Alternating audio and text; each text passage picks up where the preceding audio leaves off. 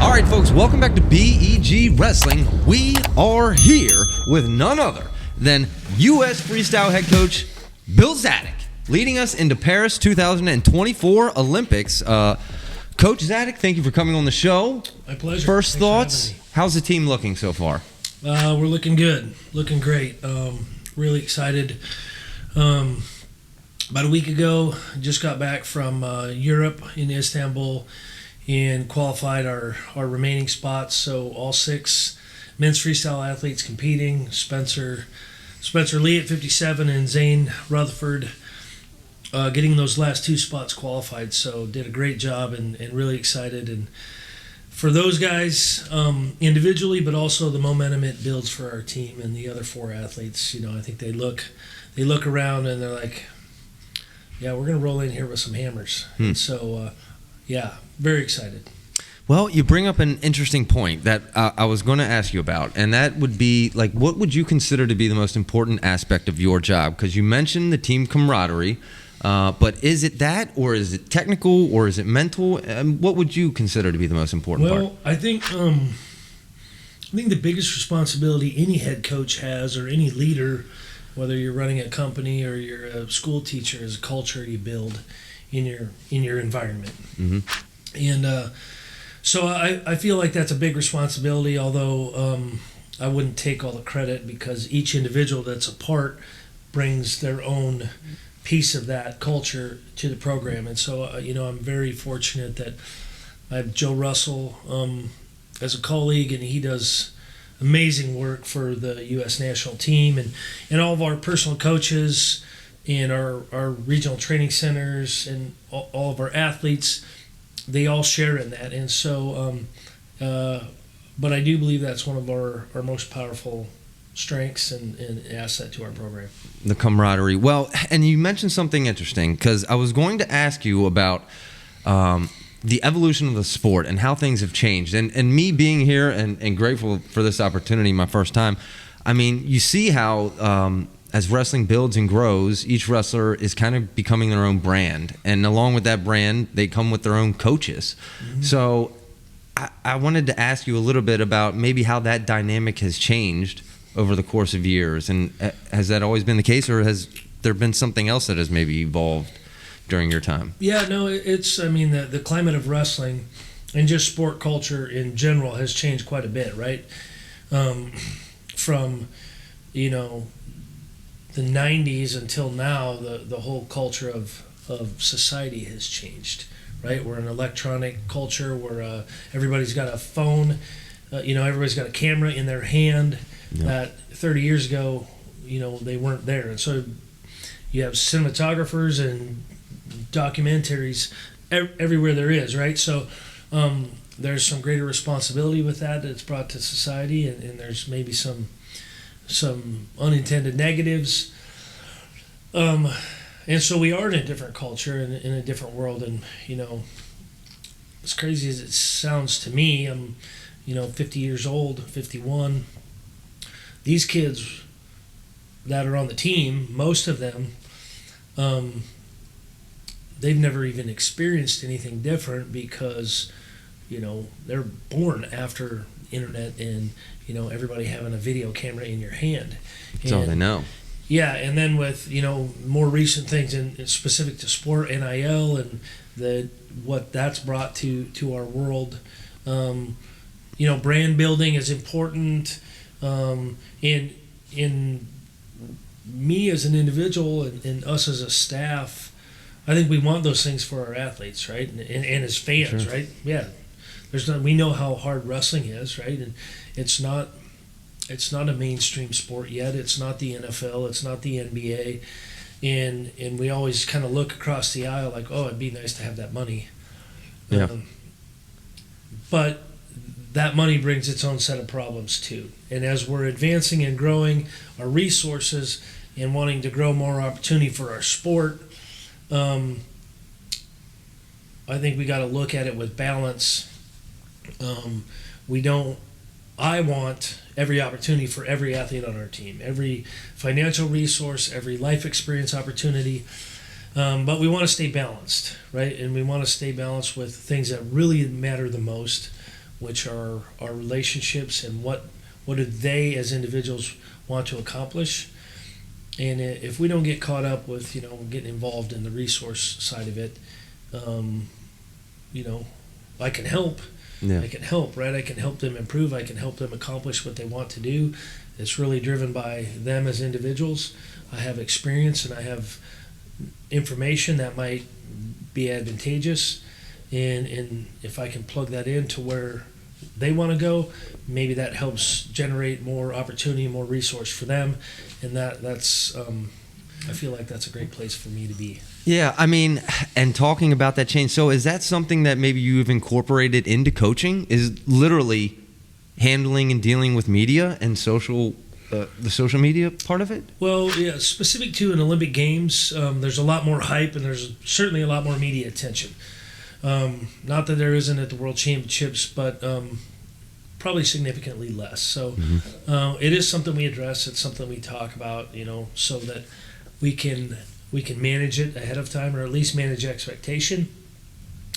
And then you deal with whatever comes about, right? You kind of play the cards you're dealt, and if there's things that are unexpected, you make decisions on the fly. But staying focused on your philosophy and your people and your process is going to help guide those decisions and guide you through that, the attention and the hype. And it's also going to help you make choices on the fly when unpredictable things happen. You're going to at least give you the best opportunity. Yeah, I would trust your preparation for that. Is there a favorite Olympic moment that you have during your coaching or even wrestling career?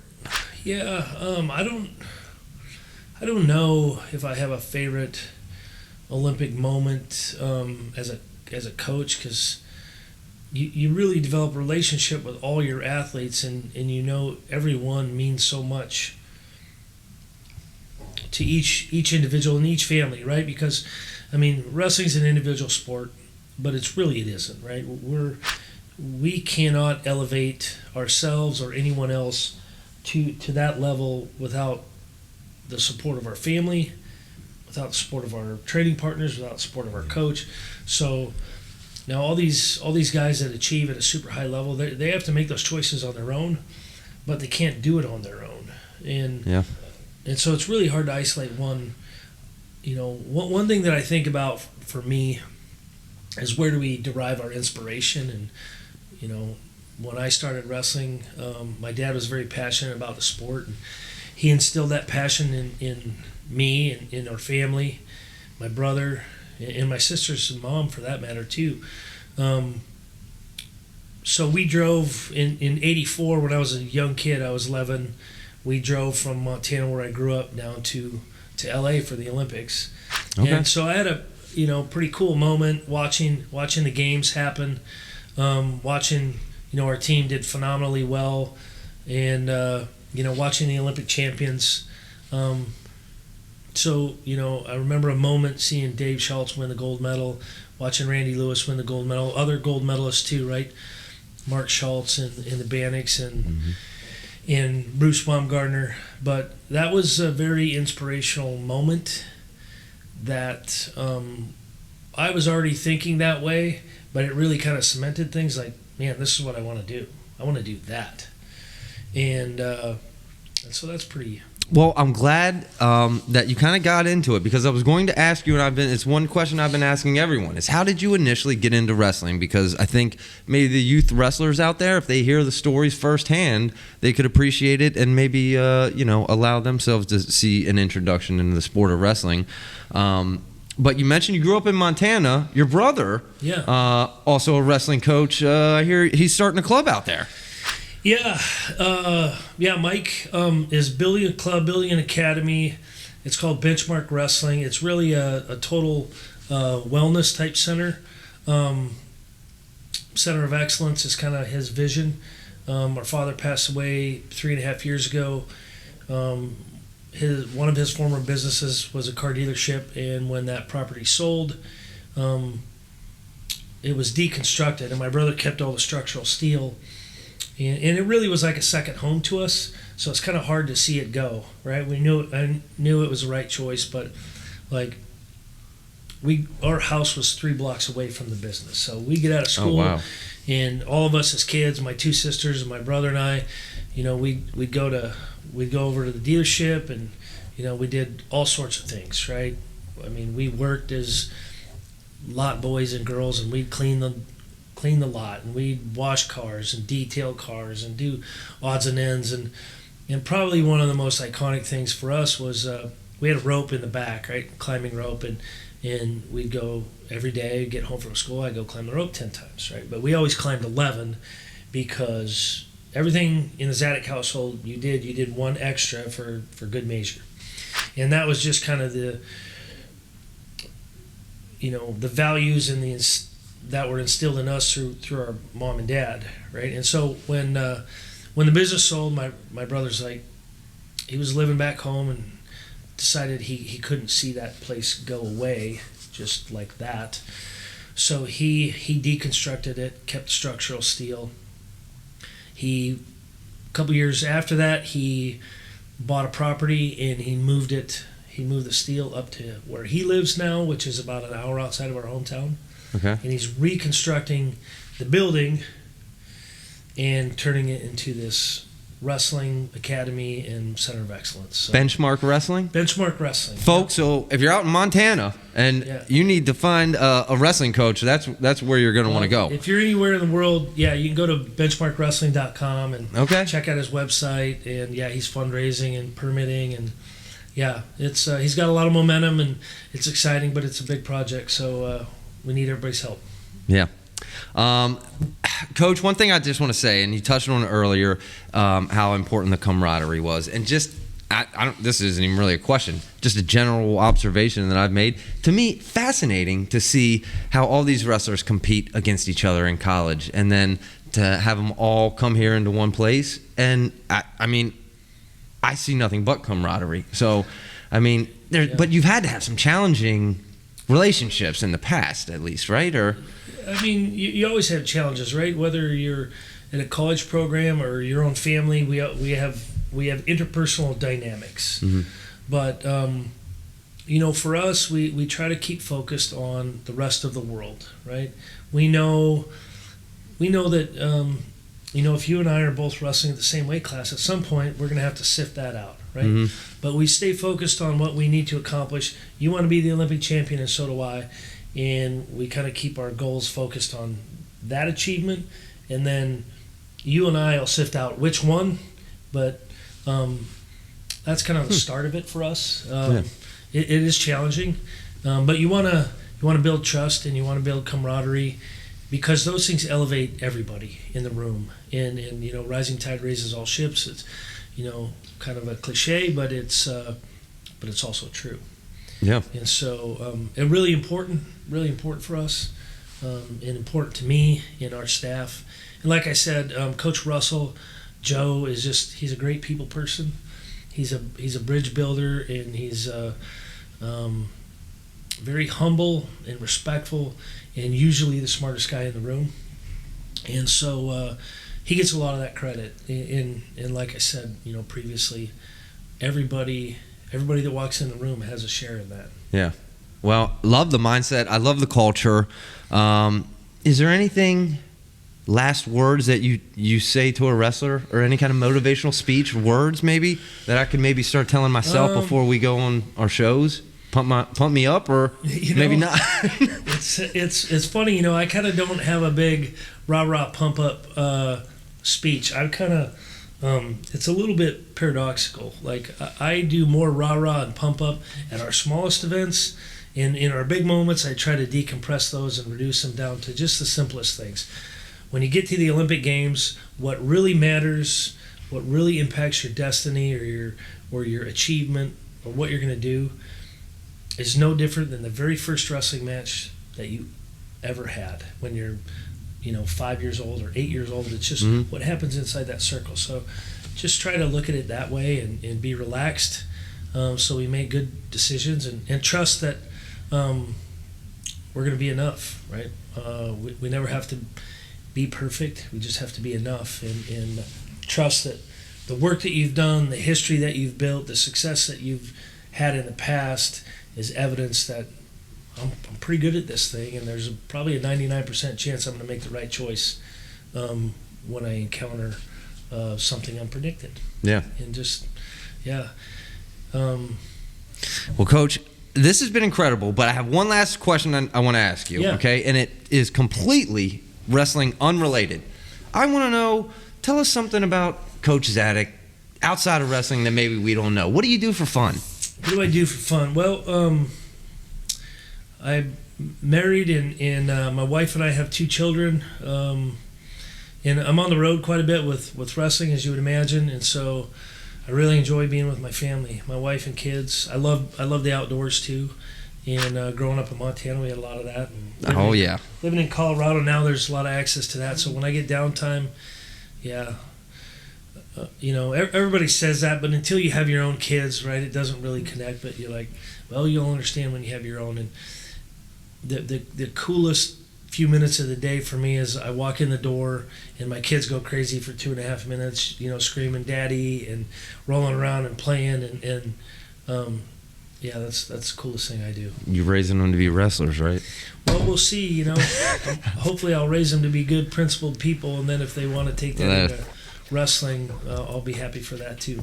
Said best as the United States wrestling coach. Coach, thank you so much. Hey, best of luck in Parris. And I am very grateful for this opportunity. And I can't thank you again. So best of luck in Parris. Yeah, absolutely. Thanks. If you called David Taylor right now, would he pick up? All right, folks, welcome back to BEG Wrestling. We are here with none other than Aaron Brooks, representing the United States of America in Paris 2024, 86 kilograms.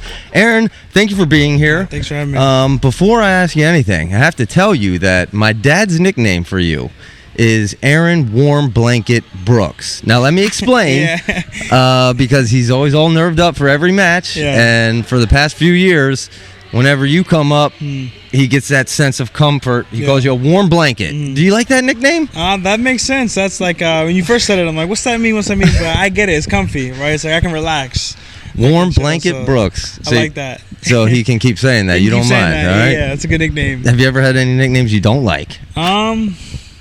Honestly, no, because I think nicknames is pretty cool because that's kind of how someone views you, So whatever it is, I like it though. I had Aaron Book It Brooks. I was calling you for a while. What's behind that one?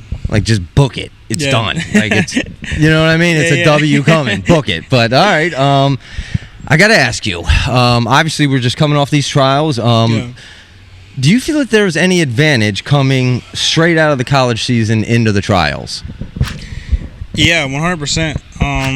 I just think when you compete a lot, right, you get that flow, you get that rhythm, you get used to, and not that no one at the Olympic trials isn't used to wrestling in front of crowds, but it hadn't been in 6 months prior, So for me, I'm like, I've been doing this. Last time I wrestled in front of a big crowd was like a month ago, So I think it's a good advantage when you look at it from that perspective. One thing about the college season is you just get those reps. You're able to be active throughout the year, and it's a blessing.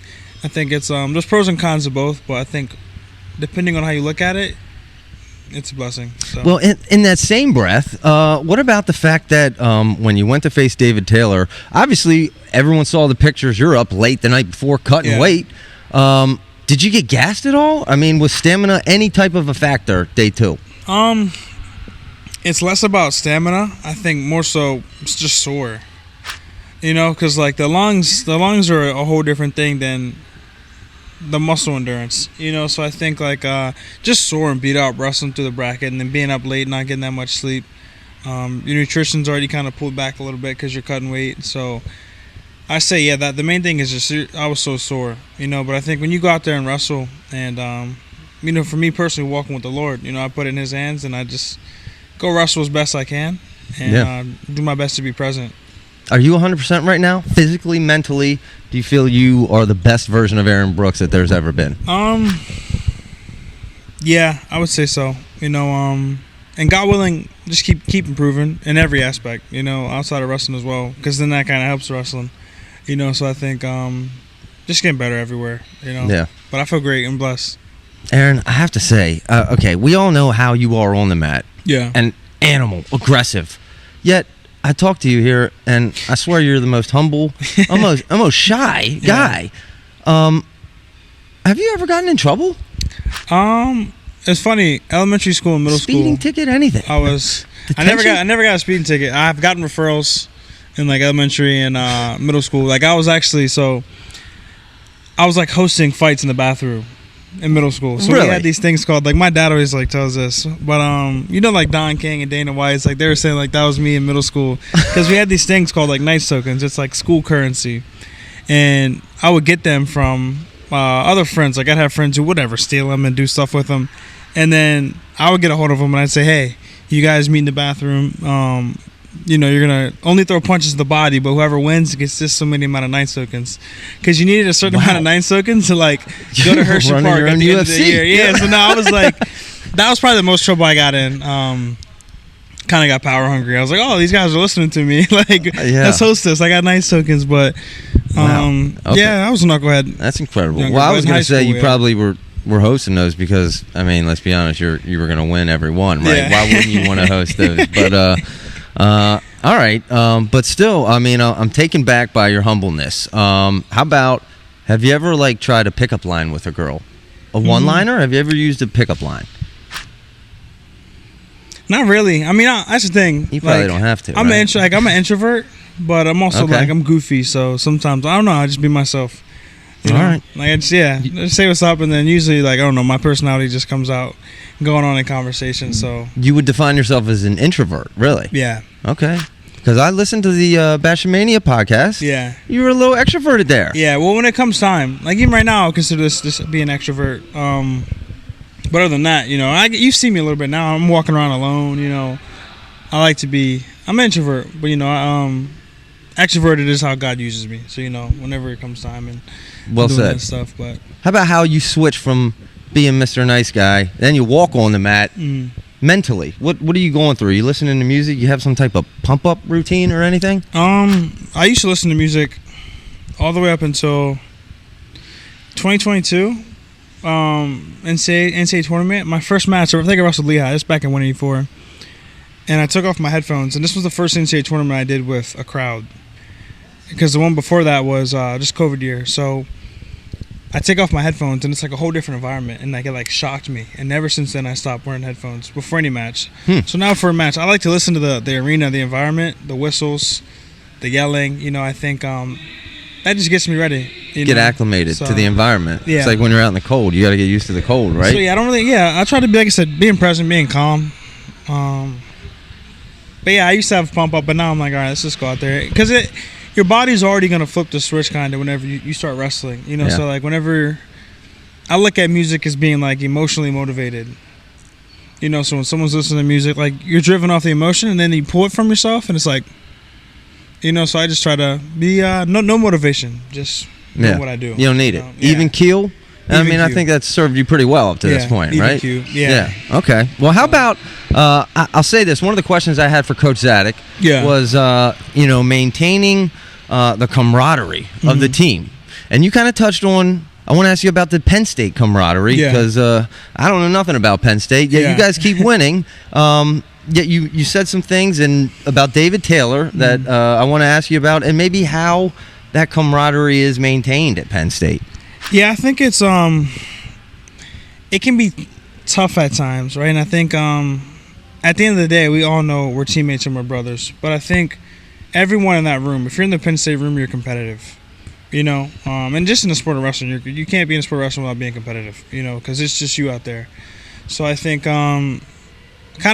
communication, I would say, is a big part of it. Like Coach Scott does a good job at that, like reminding us that, it's bigger than wrestling, iron sharpens iron. Like I think when you don't say those things in the room and you have that competitiveness and you don't have someone to remind you, like it can kind of go the wrong way, So I think Coach Kel does a great job at communicating with us, like this is what we want. We want a room where, we have guys that are going to push us to get better. So I would say mainly that. I think that just goes to test Coach Kel and the leader he is. That's the best way I can put that.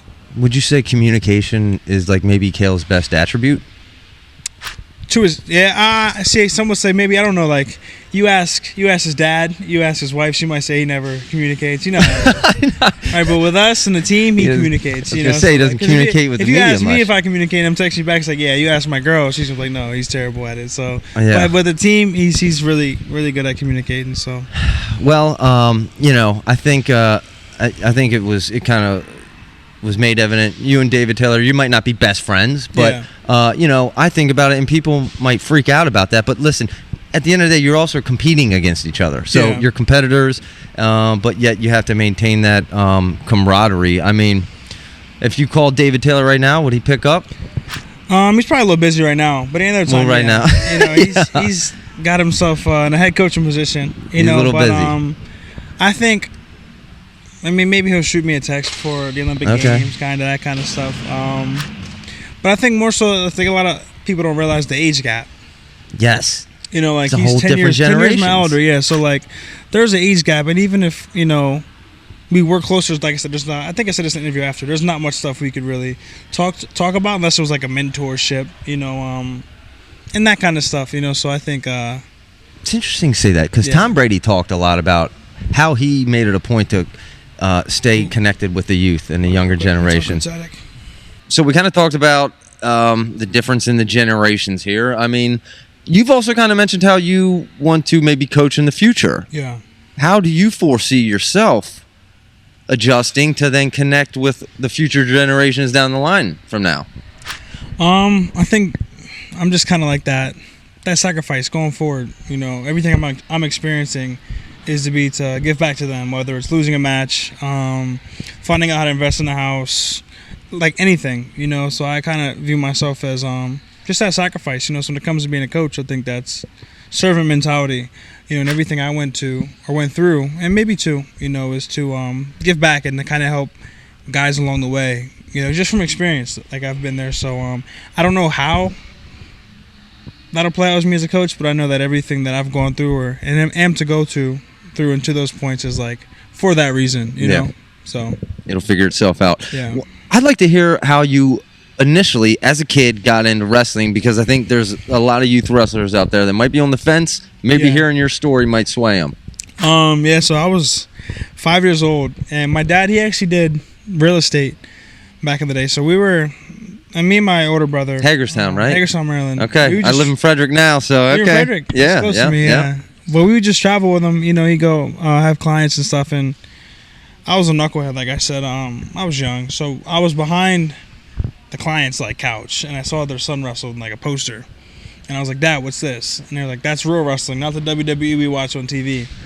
And I was like, "I want to wrestle." So he took me and my older brother, and we're the first in our family to wrestle, like ever wrestle. So that's kind of how it started. But I was behind the couch, probably playing hide and go seek or something. You were the first in your family to wrestle? Yeah. Really? Yeah. And you started wrestling because you saw it on a poster? Yeah. Get out of here. Yeah. I've heard some wild stories. Don Parris said one of her friends wrote her name on the sign-in sheet. Mm-hmm.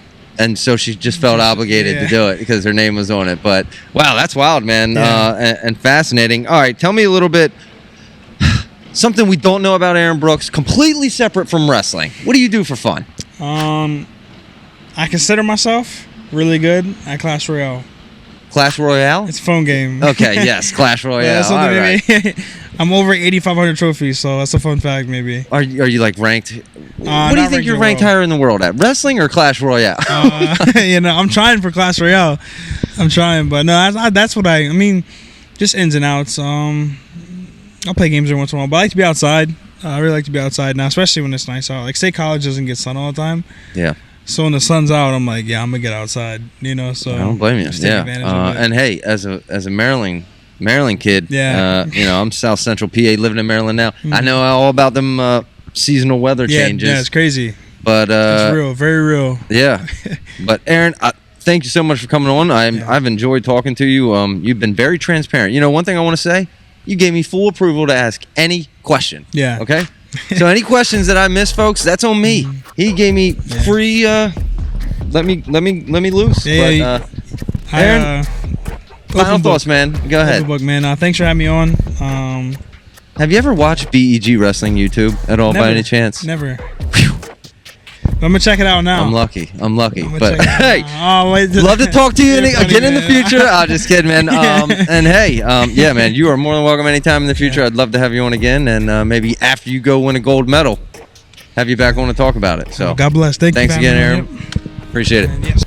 All right, folks, welcome back to BEG Wrestling. We are here with none other than Mason Parris, folks, the United States representative coming up here at the Paris 2024 Olympics at the 125 kilogram spot. Mason, appreciate you coming on the show. Big fans. Now, I do want you to know at the Olympic World Trials, I coincidentally sat beside or right next to your family. And I was going to introduce myself, but I was a little intimidated. But I wanted to ask, as you were growing up, you know, who was kind of more in charge in the house? Who was the boss of the house? Yeah, first off, thanks for having me. I would say definitely my mom. She's a tough woman. She, played a lot of sports, and I take nothing away from my dad. He's a big dude. He's tough, but my mom runs it. Very interesting. But well, he would say differently. He would. I would imagine. And and you mentioned your mom played sports. We also kind of talked about how your dad played college football, which kind of leads me to my next question. The NFL had to come calling at some point, right? Yeah, they called me right after my NCAA tournament my senior year, and they said, "Hey, do you want to play football?" And I said, it's definitely something I'm thinking about, but I want to see wrestling all the way through.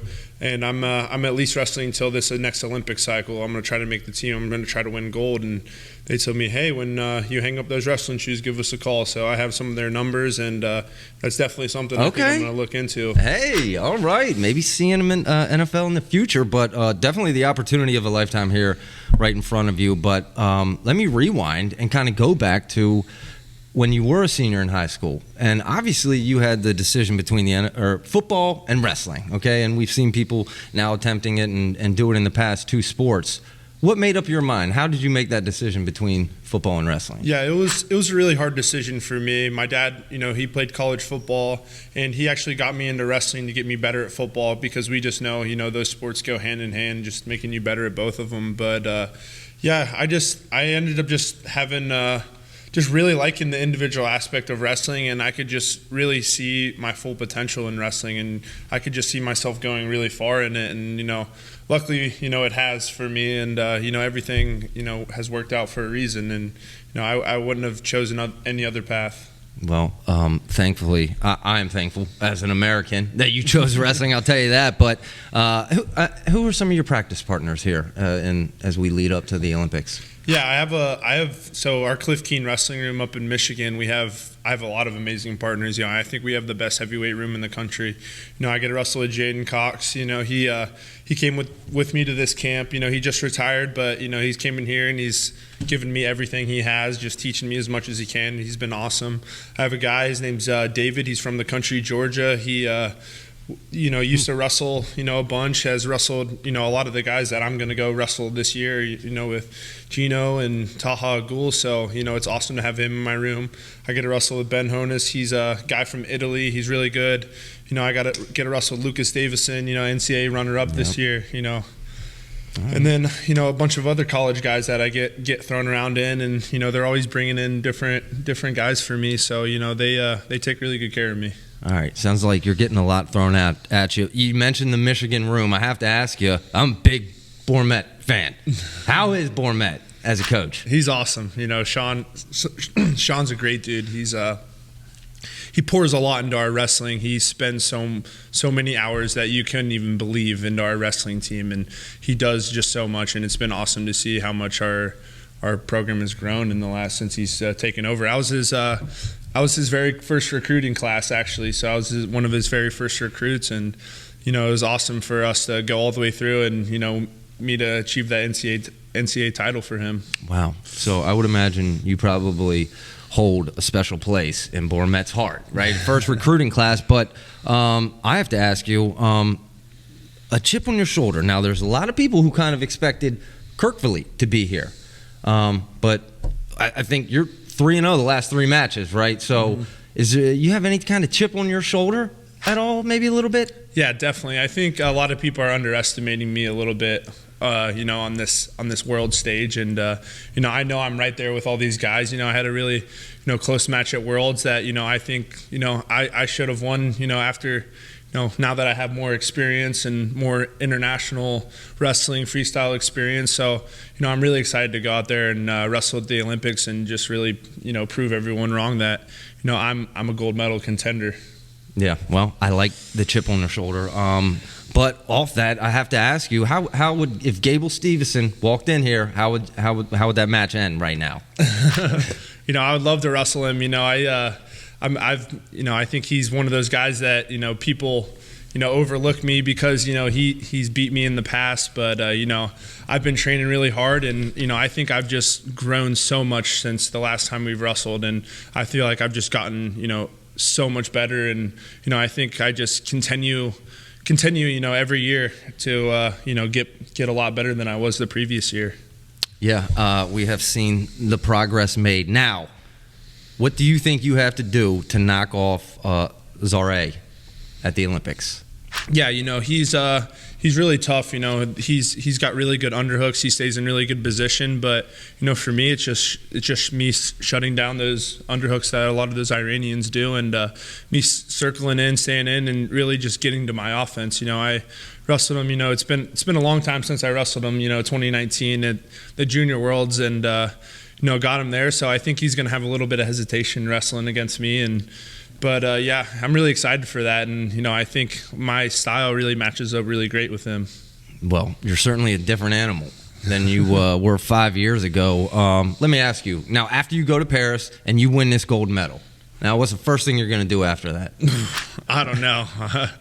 I haven't really thought anything ahead or after the Olympics. It's just always been looking to that gold medal and then trying to figure out what else is next. But I'm actually taking a little trip with my family after the Olympics over in Paris. We're going to a few different places over in Europe. So, that's the first thing that I'm going to do, and then go home and, maybe take a few weeks off of wrestling, enjoy myself a little bit. Why not? Yeah. After that gold medal, I don't blame you. Yeah. All right, let me tell me something about Mason Parris that people don't know outside of wrestling. Let's see, outside of wrestling, I'm always I've cared a lot about school. I appreciate school a lot. I was a civil engineering major in college at University of Michigan. Then I got accepted recently into my master's program for construction engineering and management. And I think that's something that is definitely a potential thing for me in the future. And I always tell the little kids that you gotta be good in school. To go out and be good at wrestling, you got to give 100% in everything you do. Yeah, well, it doesn't sound like you're going to have a hard time finding employment after the Olympics, whether it be the NFL or some other field. But you did mention youth. One final question, because I've kind of been asking everyone, and how did you initially get into wrestling? You mentioned your parents were into sports, but the youth men and youth kids out there would like to hear the story and maybe appreciate hearing how you initially got into wrestling. Yeah, I started wrestling I was 4 years old, and I just did it just to get better in a lot of the other sports. I was always a 3-sport athlete growing up, doing as many sports as possible. I know a lot of people say, "Oh, you should specialize in one thing," but I also did. Besides football and wrestling, I ran track in high school, and I was a state. Something else that people might not know. I was a state qualifier in the 110 hurdles and shot put in the same year. So I just saying. I think all those sports really helped me.